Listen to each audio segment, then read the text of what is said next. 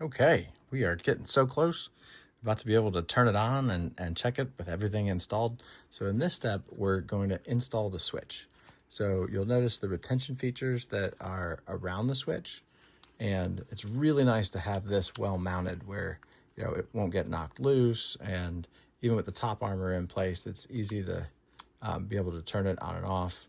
You don't want bots to be able to reach in there and turn it on and off, of course, but the top armor kind of covers that. But having it loose and flopping around in the chassis is not good either. So that's where we're going. And we'll be starting from here, like with the others. So our motors are in, the whole harness is in. We have dropped the battery in place just so that it's not flopping around as much. The battery is disconnected, so I don't have to worry about turning the switch on and off at this point. It's okay if I do. And even if I end up needing a tool, it's good to have the battery not connected. So I do have the servo connector connected and kind of in place, but the rest of the servo wires are held out of the way. May have already removed the wire tie. That's okay. I'm just doing that to make it easier to see. So you can see the retention features. You can see kind of the box where it's going to land. It'll be supported in most directions there. It'll slide into this spot. And here you can see the flex post. That's going to flex a little bit out of the way. That lets us kind of snap it into the rest of the features. And the final step is going to be getting the switch to snap back into those features on the flex post.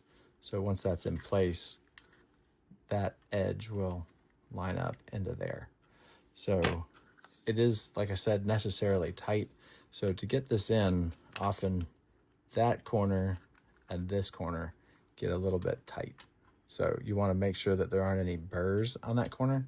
So hopefully you have a decent file and a few passes with the file to just make sure the metal is not sticking up. It'll really help keep the metal from kind of biting into the plastic and making it quite a bit harder to install. So the key edges to remove that from is that one, and actually this one to help it slide past right there. So I'll also often, knock down that edge just a little bit. It's a few passes with the file. I'll feel for anything else sharp because I just don't want it to bite into any of those features and make this harder than it needs to be. All right, so when those are smoothed, when we go to install this, what we're gonna do, we're actually gonna use the switch itself to just ease that flex post out of the way a little bit to get it down relatively square into the rest of the features. So you can see I'm gonna put a little bit of pressure on that post.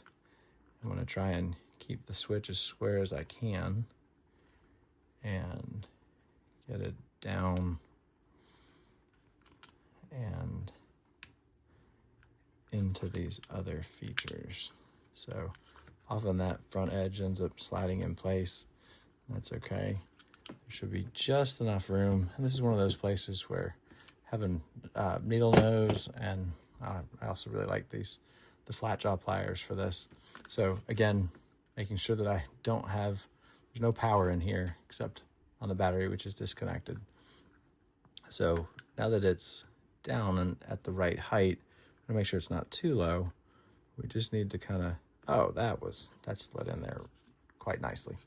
And if you've let the switch get too deep, you'll notice that it won't, it'll be below this, so the flex post won't snap back up nice and snug to the switch. But when you get it right, it's really held in place quite well. Like it's not gonna come out, it's not gonna rise. It's easy to turn on and off, and there we go.